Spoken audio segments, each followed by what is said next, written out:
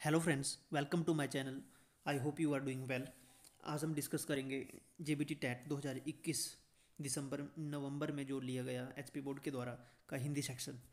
तो चलिए शुरू करते हैं। चिन शब्द का उच्चारण है, तो इसको A is the correct answer, नाक से। नेक्स्ट क्वेश्चन है, नाक में तेल डाले बैठे रहना लोकोक्ति का अर्थ है।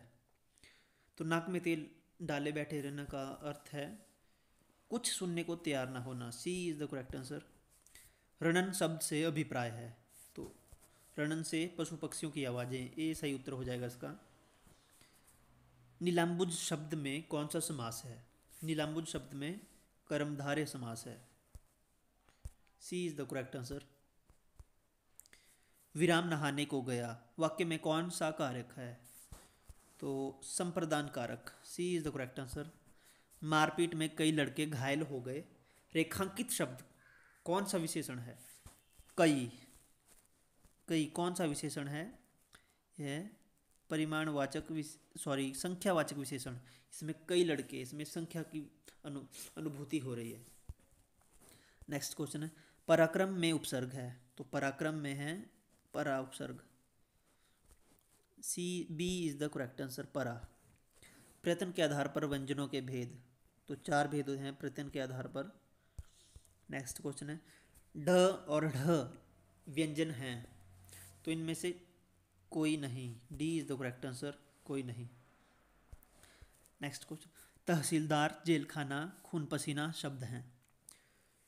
ये कौन से शब्द हैं? तो ये संकर शब्द हैं। तो हम संकर शब्द होते कौन से हैं? वे शब्द जो दो शब्दों से मिलकर बने होते हैं, जैसे जेल खाना, जेल और खाना, तहसील और दार, तहसीलदार।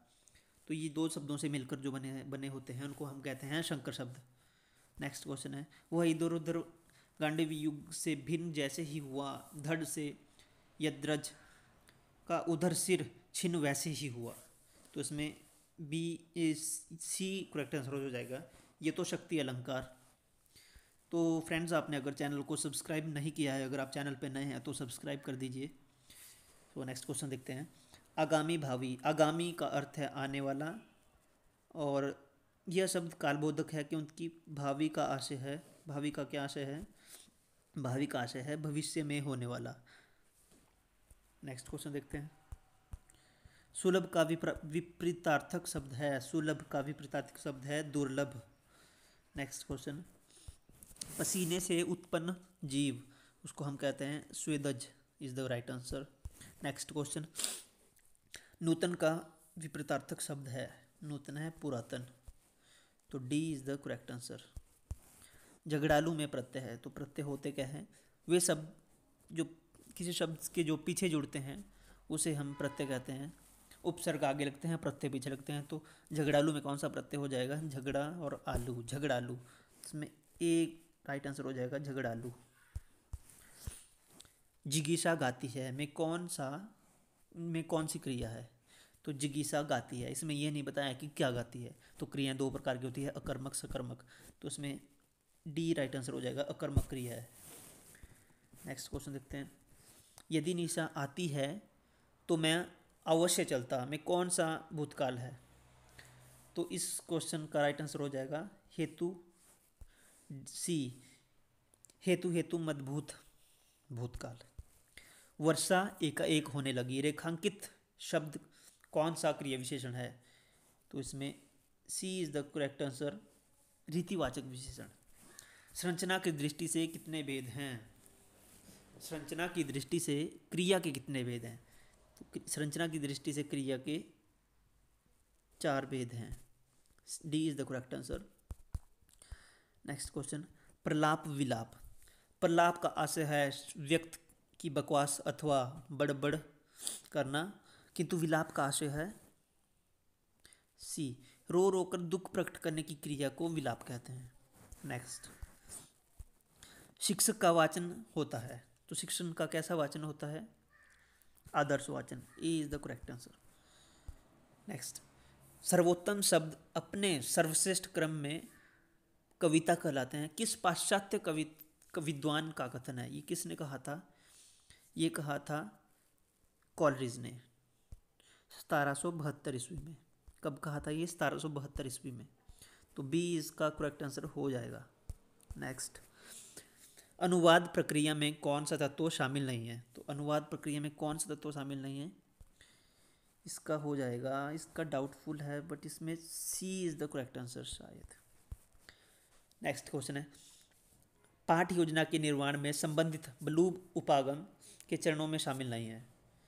सो इसमें व्यवहार परिवर्तन, D is the correct answer. Next question 86, तंबाकू किस भाषा का शब्द है? तो इसमें जितने भी ऑप्शन दिए गए थे ये सारे ही गलत थे, तो इसमें ग्रेस मार्क्स आपको मिल जाएंगे। ये पुर्तगाली शब्द है। कौन सा शब्द है? ये पुर्तगाली शब्द है। नेक्स्ट, सुनहु राज्यों में शिव धनु तोरा, इसमें क्या बताना था? इसमें आपने रस बताना है कि कौन सा रस था। तो इसमें श्रृंगार रस था, डी इसका करेक्ट आंसर हो जाना था। सॉरी, इसमें रौद्र रस था, बी इसका करेक्ट आंसर था, बी रौद्र रस। इसमें बी करेक्ट आंसर हो जाएगा। नेक्स्ट क्वेश्चन, पत्नी का पर्यायवाची नहीं है। तो पत्नी का पर्यायवाची भार्या इसका पर्यायवाची है, दारा पर्यायवाची है, वामा पर्यायवाची है, तो इसका बी इसका पर्यायवाची नहीं है। महिला पत्नी का पर्यायवाची नहीं है, तो इसका बी राइट आंसर हो जाएगा। नेक्स्ट, इनमें से कौन सा शब्द आनंद का पर्यायवाची नहीं है? तो इसमें मोद करेक्ट आंसर हो जाना था, बाकी प्रमोद, आमोद, आनंद, ये सारे आनंद के पर्यायवाची हैं। तो ये क्वेश्चंस थे हिंदी सेक्शन में। तो आप कमेंट सेक्शन में बताइए कि आपके कितने क्वेश्चंस ठीक हुए, एंड सब्सक्राइब ज़रूर कीजिए चैनल को, एंड थैंक यू।